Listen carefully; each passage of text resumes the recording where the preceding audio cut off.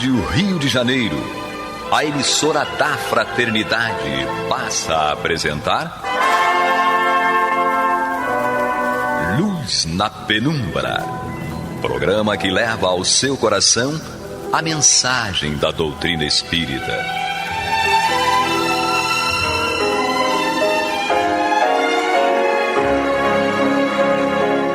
E agora com vocês, Aloísio Guigino e Eduardo Araújo, para o estudo da obra O que é o Espiritismo, de Allan Kardec.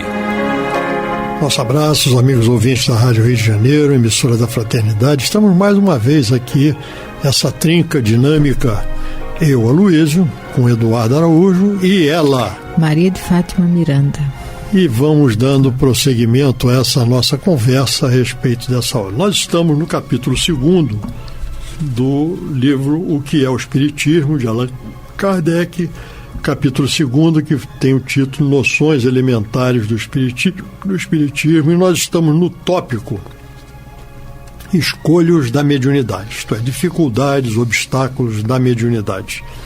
E estamos agora entrando hoje, começando o item 78. Vamos lá, Miranda. Vamos. Como obsessão nunca pode ser produto de um bom espírito, torna-se um ponto essencial o saber reconhecer-se a natureza dos que se apresentam. O médio não esclarecido pode ser enganado pelas aparências, mas o prevenido percebe o menor sinal suspeito, e o espírito, vendo que nada pode fazer, retira-se. O conhecimento prévio dos meios de distinguir os bons dos maus espíritos é, pois, indispensável ao médio que se não quer expor a cair num laço. Ele o é também ao simples observador, que pode, por esse meio, apreciar o justo valor do que vê e ouve. Vê o Livro dos Médios, capítulo 24. Comentário? Ele está falando aqui da necessidade do esclarecimento, não é? Porque o médio que não estuda, que não medita, que não conversa, que não busca se conhecer, se esclarecer, qualquer um que chega vai dizendo o que quer e, se for de acordo com as suas intenções interiores, ele vai ter como verdade. Mas aquele que é prevenido, e qual é o médio prevenido? É aquele que busca na experiência meditar, aprender, estudar, se esclarecer. É a mesma coisa que se dá na vida de relação. A pessoa desatenta, invigilante, leviana, qualquer coisa que chegar a apresentar a ela toma como verdade. Mas aquele outro que já viveu a experiência, já sabe quanto custou, ele fica mais reflexivo a cada colocação, a cada abordagem, a cada proposta. Nós vivemos cercados por uma multidão de testemunhas, né? Então, nessa multidão nós temos espíritos bons e espíritos não bons ainda. E ele, cada um do seu jeito, com o seu objetivo, tenta nos influenciar de alguma forma. Como nós estamos falando de obsessão, a obsessão é sempre oriunda de espíritos ainda inferiores. Mas como é que nós vamos poder identificar quando é um bom espírito e quando não é um bom espírito? Porque essas influências, elas são muito sutis. Elas exploram muitas vezes os nossos pontos fracos, a nossa vontade, porque os nossos pensamentos são identificados pela espiritualidade. Então eles sabem como eles chegarem até nós para o bem ou para o mal. Tá?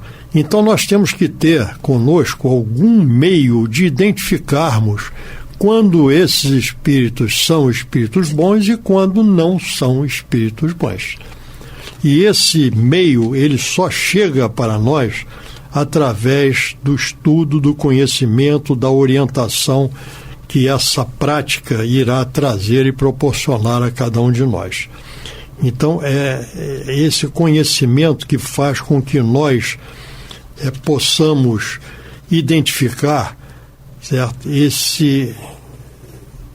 Esse grau de elevação daquele espírito que está influenciando naquele momento, porque nós sentimos a influência.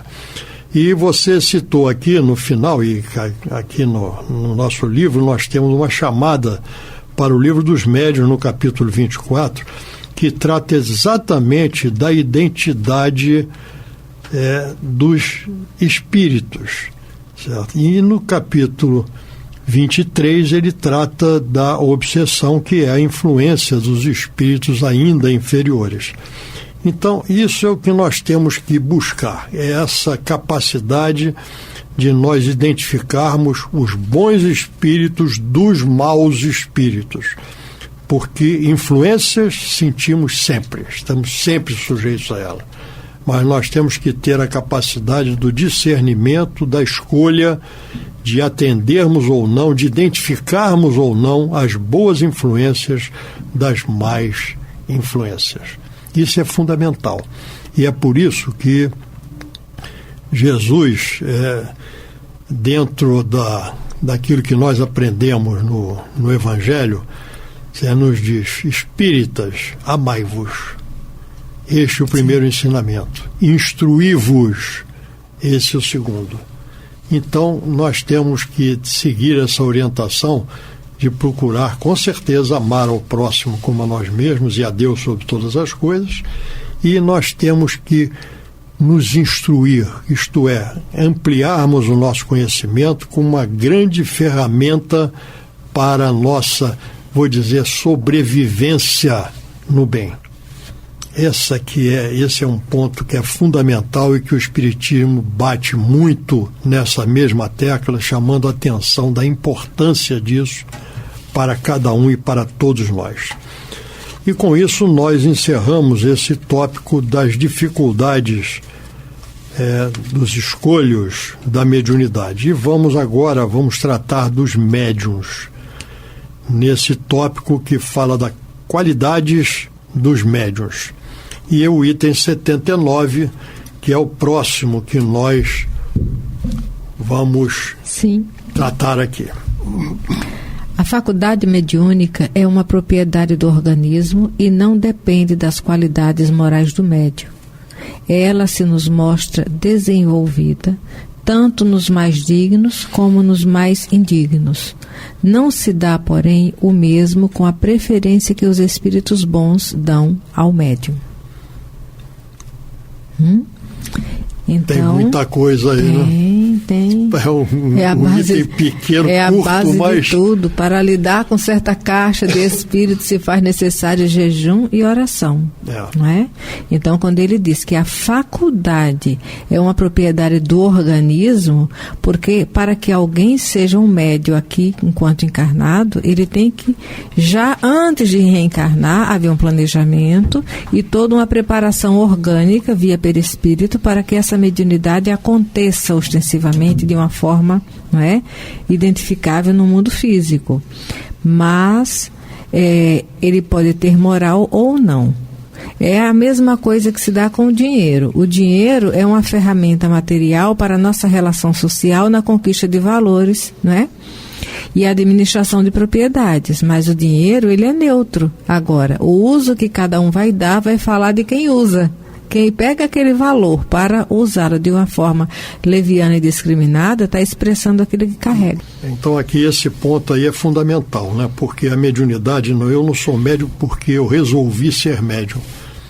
A mediunidade é uma consequência daquilo que nós participamos de certa forma no plano espiritual, na nossa preparação para a reencarnação. Porque mediunidade, na realidade, é uma grande tarefa e é uma dificuldade. É uma dificuldade através da qual nós vamos poder crescer e auxiliar os outros no seu crescimento.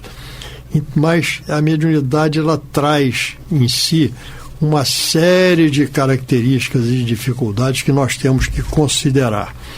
E uma coisa muito interessante que Kardec aborda aqui nesse item 79 é que não se dá a todos a mesma preferência dos espíritos bons que podem atribuir ao médium. Os espíritos bons vão se aproximar dos médiuns que mantêm uma sintonia favorável para essa aproximação e para o trabalho que venha a ser decorrente do uso da mediunidade. Então, entre as qualidades do médium, nós temos que entender que uma das principais é a sua busca incessante de se aprimorar pelo conhecimento e pela prática dos valores morais. É isso aí. Estamos chegando aqui, né? E lembrando que Kardec coloca que o médium, ele precisa, antes de tudo, saber, né, a realidade do plano espiritual. E essa realidade é mais do que necessário você estudar. Eu vejo muito médium com boa vontade, que quer trabalhar, pessoas que querem até ajudar, mas que não se preocupam com a questão do estudo. O médium acredita que a mediunidade é algo mecânico. Ele chega ali, coloca-se numa posição de passividade e os espíritos resolvem por ele. E não é bem assim. O médium sem estudo, ele se coloca sujeito a espíritos enganadores. E às vezes o espírito é muito bom enganador. Sobretudo quando ele sabe fazer elogios, quando ele nos coloca num patamar de importância que nós não temos. E não são poucos os médiuns, né, que se encontram num processo de fascinação, que, conforme está em O Livro dos Médiuns, Allan Kardec coloca lá no capítulo que trata da obsessão, que a fascinação é algo muito perigoso para todo e qualquer médium, porque o espírito consegue ter um controle sobre o médium, sobre a crença de que tudo que vem da sua mediunidade é verdadeiro, e muitas vezes os maiores absurdos esse médium toma como verdade. Tenho visto, repito, médiuns bem intencionados fazendo coisas absurdas que eles não percebem que estão fazendo.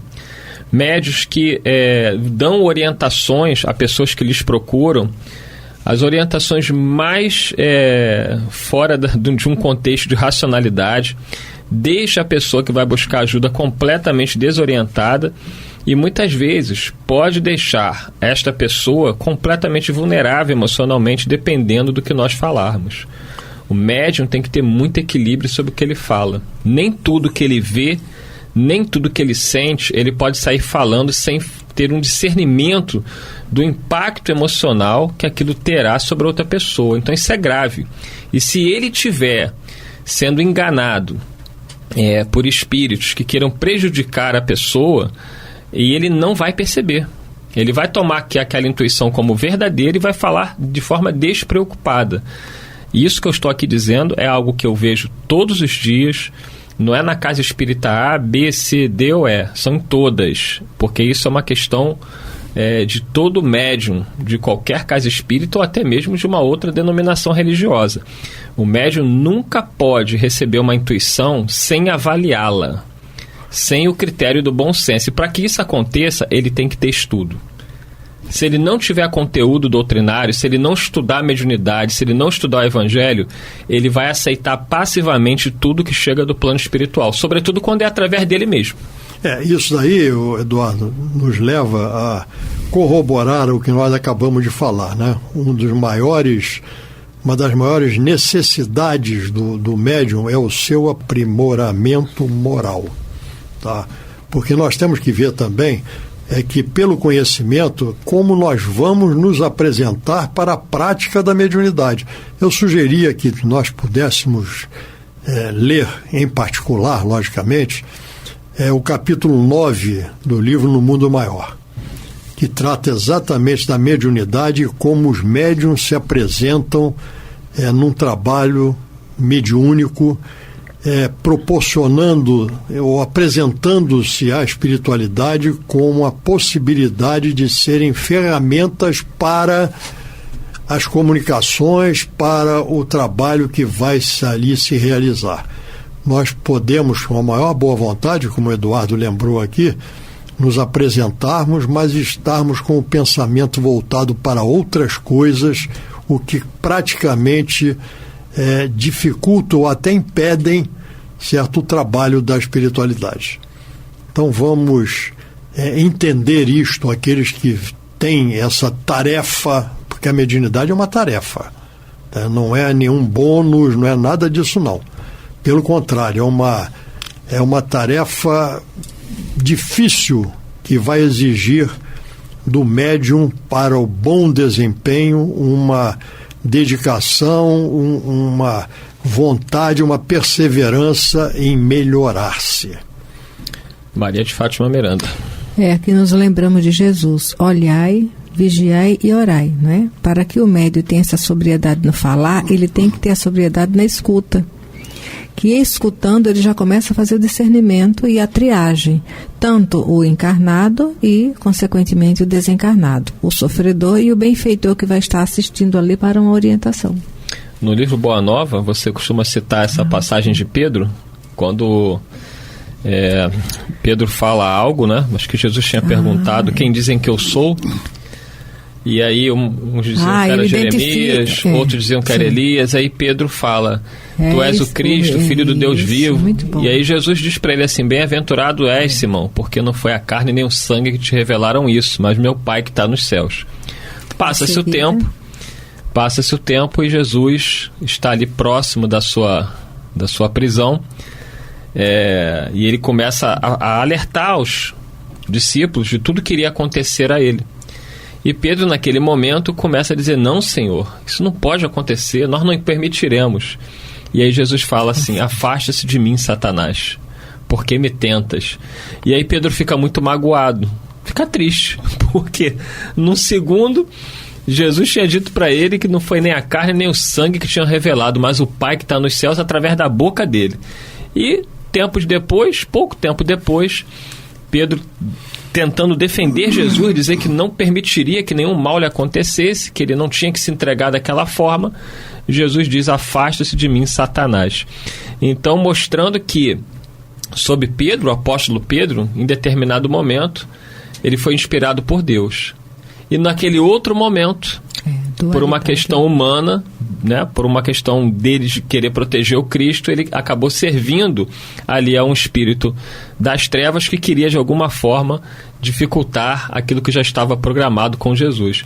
Complexo isso, hein, Miranda? E Jesus nos dá a lição de escuta. Ele escutou, fez a pergunta, escutou Pedro, né, e a identificação. E falou exatamente o que era que estava acontecendo. E no outro momento também, através da boa escuta, ele fez a filtragem do medo de Pedro e fez o freio que ele precisava. Então, Pedro simboliza cada um de nós, em nossa dualidade, não é? A nossa vulnerabilidade. Às vezes acordamos com a emoção estabilizada num determinado ponto ali, na oração e tal, mas se não vigiarmos, vamos dormir um pouco mais desconectados. Aloysio Guigino. Muito bem. Não, isso daí é interessante, essa questão da mediunidade, porque é um assunto vastíssimo que tem várias maneiras de nós abordarmos, né? Isso que nós estamos tratando aqui é uma delas, né? Então vamos ao item 80? Vamos nós. Vamos lá.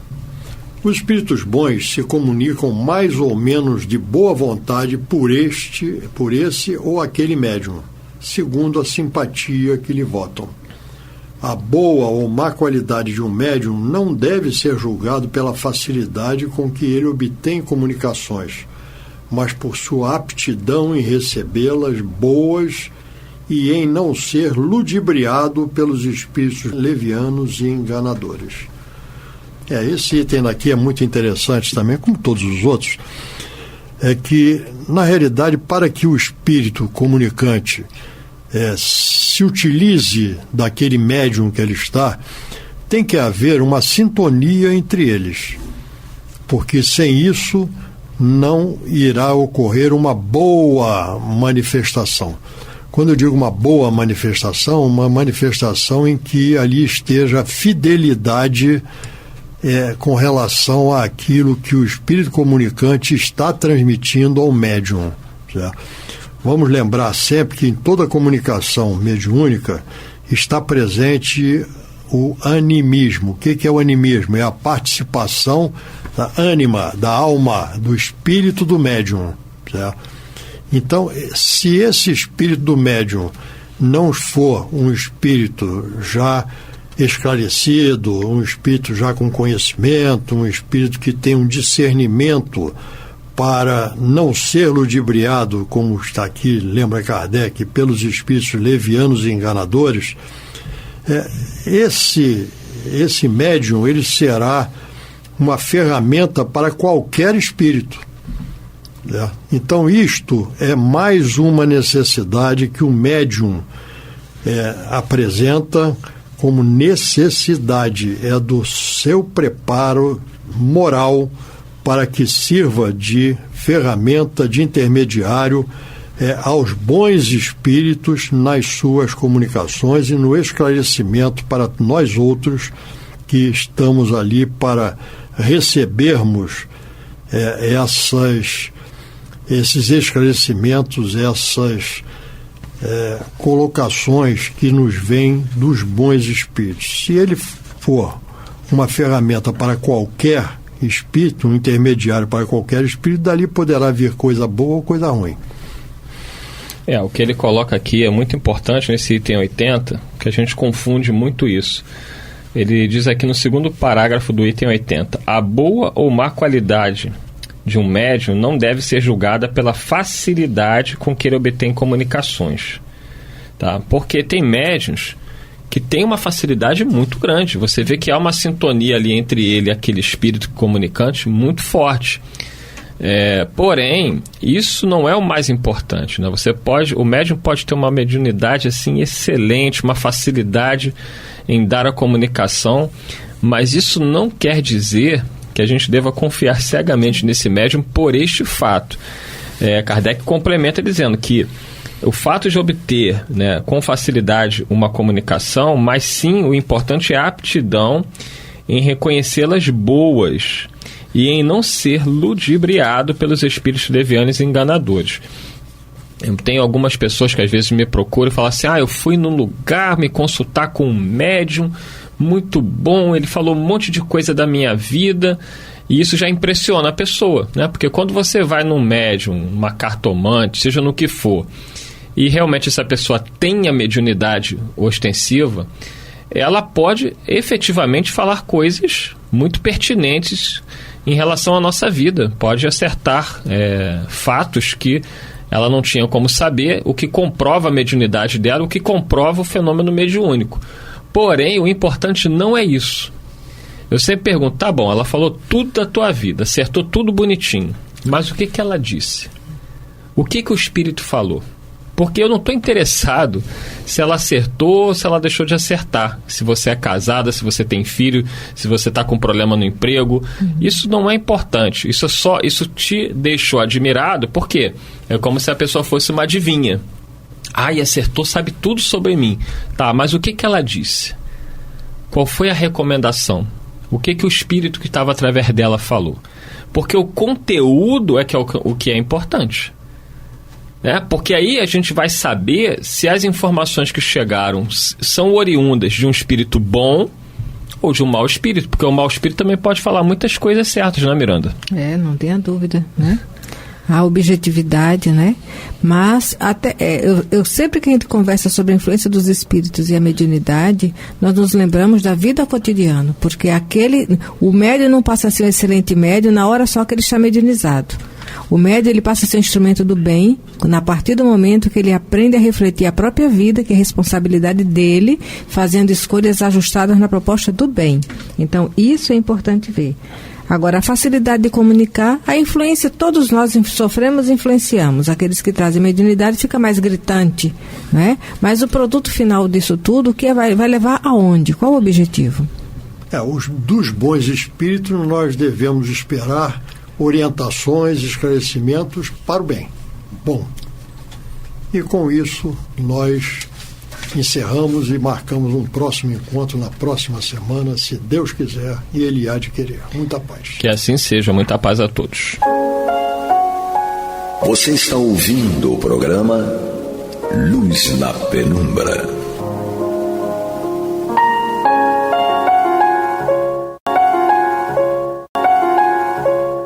Comentar os textos da Revista Espírita de Allan Kardec no período de 1859 a 1869.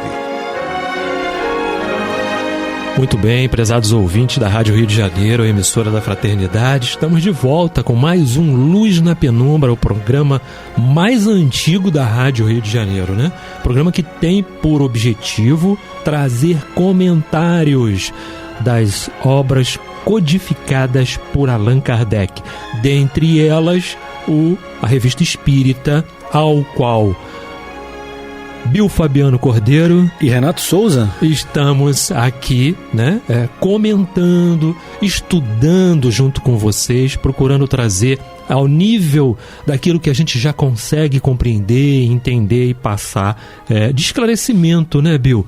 É lógico, sempre embasado nas demais obras codificadas por ele e também nas obras auxiliares, que são importantes, que são uma forma de dar continuidade e de trazer mais esclarecimentos a algumas questões que ficaram, não é?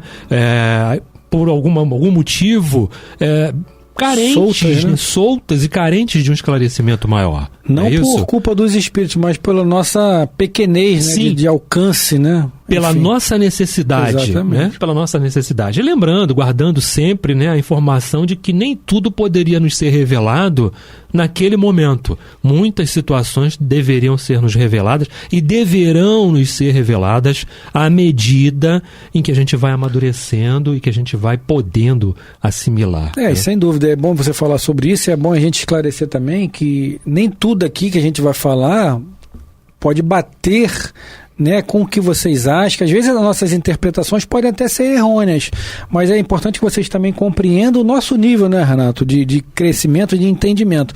E é muito interessante isso, porque na própria codificação, lá no Livro dos Espíritos, em diversas perguntas, os espíritos dizem que não estão preparados para aquilo, não sabem aquela resposta, ou que nós não estamos ainda prontos, ou que aquela resposta não tem necessidade. Muitas vezes o Kardec até faz perguntas parecidas e eles dizem: já respondemos isso na anterior, ou seja, as coisas às vezes acabam se perdendo diante da nossa pequenez. Então, nós já pedimos até perdão a vocês, né, por conta disso. E entendimento, às vezes falta-nos entendimento. É importante que os ouvintes, né, Renato, estejam atentos, para trazer para a gente também considerações, respostas também, caso vocês não entendam que nós trouxemos alguns apontamentos, né, de forma condizente, né, com o programa, com a rádio, com a doutrina. Isso vai ser sempre de enorme prazer para a gente ter esse retorno por parte de vocês. Sim, com certeza, é super importante, né? Essa interação, não é? Essa interação é muito boa pra gente, sim. É um termômetro. Exatamente. Funciona como um termômetro, não é? Bill, só para relembrar, então, nós estamos na Revista Espírita de 1859, ainda em janeiro, sim. Não é? Estamos agora num segundo artigo, não é? Que foi chamado aqui pela editora na época, sim. Né? Enfim, Senhor Adrian, médium vidente. Então, só para a gente reforçar rapidamente, Kardec lá no capítulo 14 do livro dos médiuns, né? Onde ele fala dos médiuns, ele fala da qualidade, dessa qualidade, médium vidente. Para ele, o médium vidente é aquele que precisa ver, não é? Com ostensividade e frequência. Exato. Aí sim tem uma classificação, né? Seria direcionada para o Kardec nesse sentido, não é isso? Aquele que vê só oportunamente ali, ou sazonalmente, ou casualmente, não pode ser considerado médium vidente, dentro dessa categorização que Kardec coloca no capítulo 14. Né? Certo. Então vamos dar prosseguimento aqui, o que esse artigo continua dizendo, né? Aqui o senhor Adrian diz assim: os retratos do Sr. Adrian, todavia, nem sempre são infalíveis. Nisso, como em toda ciência, quando se apresenta uma anomalia, é necessário procurar-lhe a causa, considerando-se que a causa de uma exceção frequentemente confirma a regra geral. Para compreender o fato, não se deve perder de vista o que a esse respeito já dissemos sobre a forma aparente dos espíritos. Essa forma depende do perispírito, cuja natureza essencialmente flexível presta-se a todas as modificações que lhe queira dar o espírito? Vamos dar uma paradinha aqui? Dar uma paradinha aqui, que ele fala do perispírito, né? Mas ele diz aqui, cuja natureza essencialmente flexível, né? O perispírito é elástico, é flexível, sim. Em essência, né? Não quer dizer que todos os espíritos têm essa capacidade, né, Renato, de modificar ou elastificar o perispírito. Aqueles espíritos, não só aqueles que são mais evoluídos, mas aqueles que, ainda que não sejam evoluídos moralmente, mas que são evoluídos intelectualmente, né, que aprendem a fazer aquilo, embora a questão moral não esteja muito evidente ainda neles, eles conseguem manusear e manipular essa elasticidade perispiritual, né, Renato? Já aqueles mais empedernidos, endurecidos no mal, aí não tem aquela questão, às vezes até a própria animalização perispiritual acontece, né? A gente vê vários relatos aí de André Luiz, né? Em obras de André Luiz, espíritos que se perispiritualizam, se é que eu posso usar essa palavra, com todo a licença obra aqui. Auxiliar, perdão, Bill. Não, pode falar. Uma obra auxiliar muito boa para essa questão aqui, não é? Chama-se Espíritos Decaídos Materializados, do Paulo César Frutuoso. Ele relata todo um trabalho que ocorreu, né, de materialização lá no lar de Frei Luís, não é? E todo o amparato, toda a situação aí é um livro sensacional. Sim, muito bem lembrado. Então essa questão, espíritos se animalizam, em diversas obras de André Luiz a gente vê isso, né? Eu, como sempre, nunca vou lembrar o nome das obras, mas eu já li toda a coleção da vida no mundo espiritual de André Luiz, mas nunca lembro qual é qual, né? A gente pega, né, vai pegando detalhes de uma e de outra, vai ver se misturam uma com as outras, enfim. Mas essa questão de elasticidade espiritual, como ele coloca aqui, essencialmente é flexível, ou seja, nós temos essa capacidade, né, de modificar, às vezes até de escolher determinado perispírito, né, Renato? Como a gente tem diversos exemplos aí, a gente sempre cita aqui o Dr. Bezerra de Menezes, por uma questão óbvia, né, por ser o nosso patrono, nosso tio Bezerra, né, Renato? Como a gente chama mentor, carinhosamente lá no posto. Sheila, Joana de Ângeles, são todas formas perispirituais que eles se sintonizam mais e se apresentam conforme eles gostam, né? No caso deles, tem essa prerrogativa, esse direito, por serem espíritos nobres, logicamente, né? Existe uma marca, não é? Tal qual Emmanuel escolheu a dele. Sim. Um porquê. Não é? Um porquê, tem sempre um porquê. Tem sempre um porquê, não é? Mas o fato deles adquirirem essa capacidade, não é?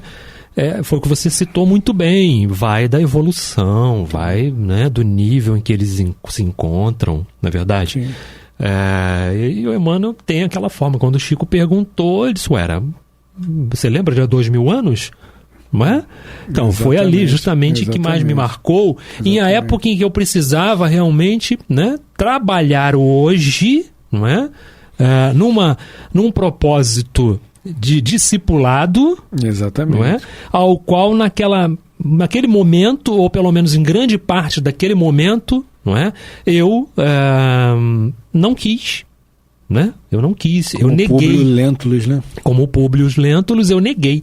Não é? No finalzinho, ele já estava mais propenso à mudança. Quem acompanhou a obra vai saber, né? Vamos dar continuidade então aqui, ó. Deixando o envoltório material, o espírito leva consigo seu invólucro etéreo, que constitui uma outra espécie de corpo. Em seu estado normal, esse corpo tem a forma humana, mas não calçada traço a traço sobre o que deixou, especialmente quando o abandonou há algum tempo. Vamos repetir isso aqui, Bill? Vamos repetir. Deixando o envoltório material, o espírito leva consigo seu invólucro etéreo. Sim. Tá, ele leva... né? O corpo material fica, tá? Muitas pessoas às vezes não entendem isso. O corpo material fica e ele leva o corpo etéreo, leva o perispírito e o espírito retornam lá ao mundo espiritual. Mas e por que ele tem a aparência de quando esteve encarnado? Porque o perispírito reflete o corpo físico. Exatamente. Não é? Então... vamos lá. Que constitui uma outra espécie de corpo. Já explicamos, né? Pelo menos já conseguimos trazer alguma coisa. Em seu estado normal, esse corpo tem a forma humana. Olha aí, tá? A confirmação. Exatamente. Né? Mas não calçada traço a traço sobre o que deixou, especialmente quando o abandonou há algum tempo.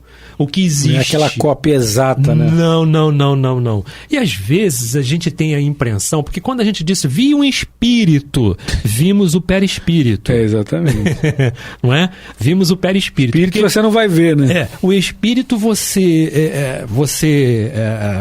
sabe que tem um espírito ali. Você sabe que tem. Mas você vê o perispírito por quê? Porque é a forma que ele se apresentou para você. Como uma pessoa ao qual você conhece, sim, mas como alguém que você, de repente, não conhece. Exatamente. Ao primeiro momento. Né? Ao primeiro momento. Você não lembra, pelo menos. Você não lembra, né? Você não lembra. Nos primeiros instantes que se seguem à morte, e enquanto ainda existe um laço entre as duas existências, maior é a semelhança. Essa similitude, porém, apaga-se à medida que se opera o desprendimento e que o espírito se torna mais estranho ao seu último envoltório. Pode, entretanto, sempre retornar a essa primeira aparência, quer pela fisionomia, quer pelo vestuário, quando julga útil para se fazer reconhecer. Em geral, porém, isso só acontece em razão de um grande esforço da vontade. Vamos dar uma paradinha aqui. Esse finalzinho aqui... Em geral, porém, sempre retomar essa primeira aparência, quer pela fisionomia, quer pelo vestuário, quando julga útil para se fazer reconhecer. É como você falou agora há pouco, né? Se eu desencarno primeiro que você, e eu quero aparecer para você, você vai me reconhecer, eu tenho que aparecer com essa forma perispiritual.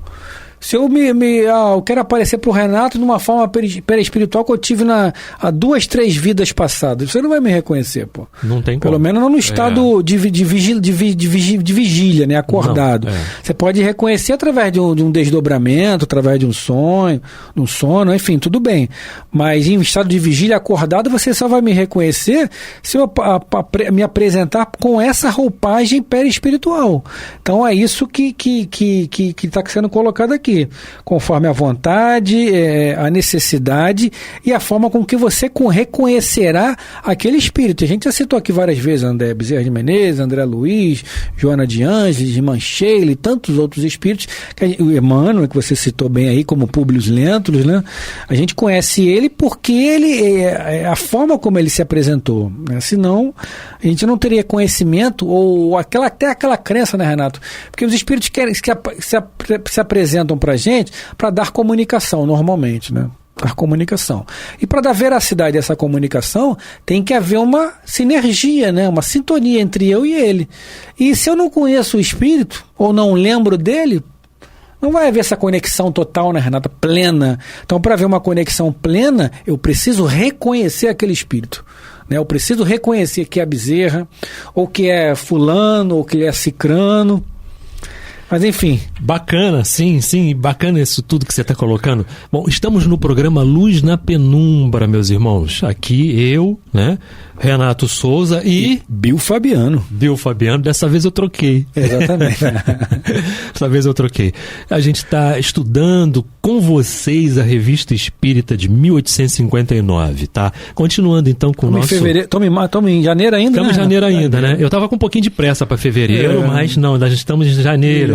No segundo capítulo ainda. Janeiro é um mês muito longo, não tem feriado, tem feriado no início, mas demora um pouquinho, sem pressa, né? Sem pressa. Então estamos falando dessa forma pela qual nós poderemos ver, não é, os espíritos. Isso vai muito de encontro à questão do sonho, porque às vezes a gente acorda e aquela pessoa não tem nem ligação nenhuma com mediunidade. Não é? Ligação nenhuma com mediunidade e tudo isso assim. Nossa, sonhei com o meu ente querido. Mas engraçado, eu só via de perfil. Não é? Eu só via daqui para cima, né? Do tronco para cima. Sim. Ou eu só via de costas, ou eu só via... vai muito de encontro a isso que o Kardec está relatando. Porque ele precisa, de alguma forma, ao menos a voz... se é que você pôde ouvir, não é? Ser a voz do espírito ao qual você conhece. Ter similitude, como ele coloca aqui, né? Sim, ao qual você teve contato, ao qual você teve, não é? Conviveu, sim, não é? Sim. Então, às vezes você diz assim, mas era fulano, mas não era. Quantas e quantas vezes a gente ouve as pessoas falarem isso, exatamente. Né? Era fulano, era fulana, mas não era. Não é? Sim. Mas era. Mas era. É porque o espírito está realmente já se desprendendo um pouco mais daquela situação. Está mostrando para você que está seguindo. Ele deixa bem claro isso aqui que você está falando, Renato. Quando, deixa eu ver se eu consigo pegar aqui.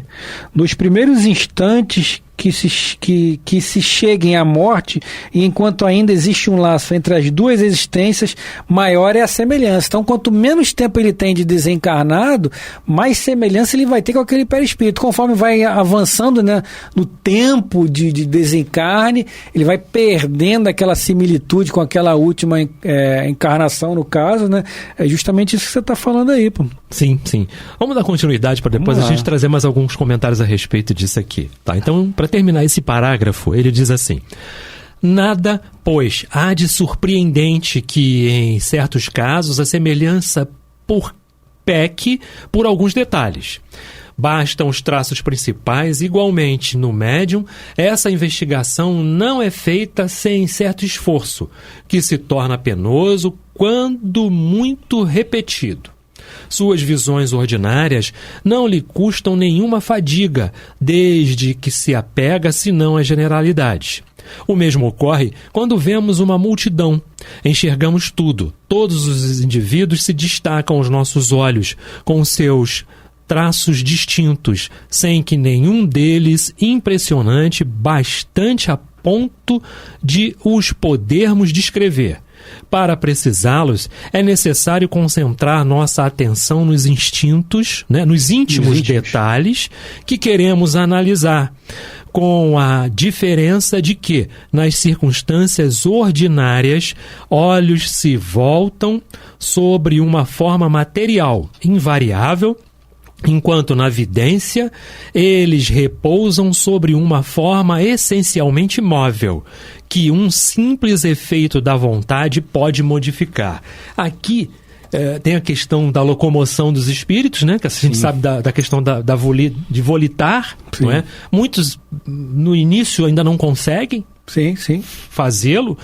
São coisas que ele vai redescobrindo. E é redescobrindo mesmo porque já volitou em outras situações em que esteve na erraticidade. André Luiz, nosso lar é bem didático nessa questão aí da volitação, né, Renato? Sim. E eu me recordo, Bill, de uma situação importante. Quando do desencarne da minha mãe. Foram tantas as situações, né, em que num primeiro momento em que eu tive um desdobramento, eu ainda via ela, mas não via assim, o rosto com muita clareza, não é? Mas percebia caminhando com a mesma dificuldade de quando estava encarnada e quando caminhava comigo. Não é? Sim. Os rins debilitados por causa do coração fraco, né? Do medicamento, etc. e tal. Enfim. Então ela caminhava com dificuldade no início, não é? No início. E lendo essa parte aqui do Kardec me trouxe isso e me disseram aqui assim, conta, então vamos contar. Sim. Não é? Vamos contar, vamos tentar resumir. Já numa outra passagem, ela já estava um pouco melhor. Não é? Não vou saber precisar aqui quanto tempo entre um desdobramento e outro, mas foram vários, não é? E num terceiro ela já vinha dizendo para a pessoa, olha, já estou bem. Então, eu já não via mais as pernas. Né? Impressionante, você não vê mais as pernas. Você sai com aquele espírito naquele desdobramento sonambúlico. Sim. Não é? Você sai com aquele espírito e também pode volitar, porque você está preso ao corpo físico pelo cordão de prata, porque ainda não houve desencarne, mas você está solto. no universo, nos lugares onde você pode ir. Sim, onde sim. está, onde a sua evolução, dentro da sua limitação, onde você pode ir. E foi uma permissão muito legal, nossa, muito bacana, e eu agradeci muito e agradeço até hoje a Jesus, a Deus, a Maria de Nazaré, essa oportunidade de poder sair com ela. Sim. De poder estar com ela, não é? Hoje ela se apresenta de formas diferentes, não é? Às vezes muito mais pela voz, sim, do que pela presença, porque você já não precisa mais ver, porque você sabe que existe, que está vivo e que continua. Olha o Consolador prometido aí. E quantas provas ela já deu isso, né? Através de psicografia. Sim, né? Quantas psicografias vieram, quantas situações ocorreram. Então, quando a gente começa a falar, sabemos que não devemos falar do eu, não é? Sabemos disso. Mas o eu é importante, o Eduardo me sinalizou isso, Eduardo Araújo, né? Sim. Num dos programas Analisando os Fatos, o Eduardo sinalizou isso. O eu é importante quando você é a testemunha. Exatamente. Eu sou a testemunha ocular, sim, não é? Sim. Eu estava presente, aconteceu comigo, né, Pablo? Aconteceu comigo, então eu preciso relatar isso aqui. Isso é importantíssimo para dar veracidade, para dar humanidade ao assunto, porque às vezes a gente fica falando muito da forma literária, disso e daquilo, e as pessoas passam a acreditar que a gente não é humano, mas nós somos humanos sim. As coisas acontecem conosco. E foi bom você trazer esse apontamento seu, porque eu lembrei também de quando até então minha esposa, né, a mãe dos meus filhos, quando ela começou o processo antes do desencarne, né, com o processo do câncer, né, que o Renato acompanhou bem, todos acompanharam bem, né, e com câncer no intestino, então ela foi 4 anos de luta e ela chegou a desencarnar com 30 quilos. Uma pessoa que tinha 60 quilos. Nossa. 30 quilos. Então imaginem vocês uma pessoa que pesava 60 desencarnar com 30 quilos. Quase que um esqueleto humano, como meu ex-sogro falaria, pele e osso, né? Também desencarnado por câncer também. Então, no primeiro momento ali do desencarne, lógico, houve aquela comoção natural de todos nós, né? Que há esse descolamento assim, embora que momentâneo, né, do seu ente querido. Na primeira vez que eu sonhei com ela, o perispírito dela estava, como você falou, ainda um pouco debilitado. Mas a segunda e última vez foi quando nós nos abraçamos, a gente nem falou nada, pelo menos eu não lembro, né? A gente nem falou nada. A gente só se abraçou como 2 espíritos amigos que somos, que nos reunimos para ter os nossos filhos, né? Faz parte. Enfim, e a passagem dela foi, digamos, em termos cronológicos, menor do que a minha. Então ela foi antes. Ou melhor, foi antes de mim, não antes do tempo, né?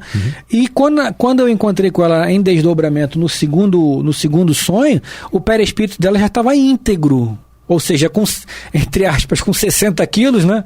Enfim, eu a reconheci. Falei, bom, essa daí é a Sandra que eu conheci, né? Que foi a mãe dos meus filhos que eu conheci. E pronto. Então, acho que o que o Espírito está trazendo aqui pra gente é a forma clássica disso, né? Dentro da realidade, do que nós vivemos. É importante a gente trazer as nossas experiências, sim, porque mostra que nós somos humanos também. O Espírito também é humano, né, Renato? Com certeza. E fala de mediunidade, fala de uma série de coisas, exatamente. Não é? E essa comprovação, nossa, é bacana, conforta. Sim, conforta. E isso é essa a nossa finalidade, a grande finalidade da doutrina espírita como um todo, da Rádio Rio de Janeiro, em levar o conforto, em levar o esclarecimento. Não é? Exatamente. É para isso que nós estamos aqui, né? Com certeza. Tá acabando, Bill. Tá acabando. Tá acabando, Renato? Acabando. Pablo, tá acabando?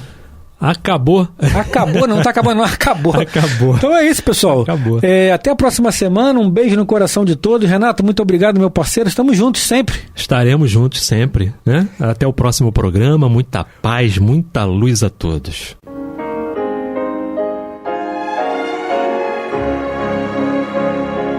E vamos ouvir agora a prece de encerramento de nosso programa, na voz de Geraldo de Aquino.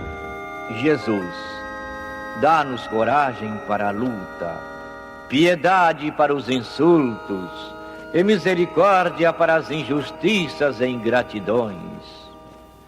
Limpa nossa alma de inveja e ambições mesquinhas, de ódio e de vingança o nosso caminho. E que dentro em pouco ao recolher-nos de novo ao calor do nosso leito, para que o sono nos dê a paz e o esquecimento das tristezas humanas, possamos sentir, Senhor, no mais íntimo de nosso ser, a doçura indefinível do Teu amor e a grandeza incomparável da Tua divina presença. Que assim seja.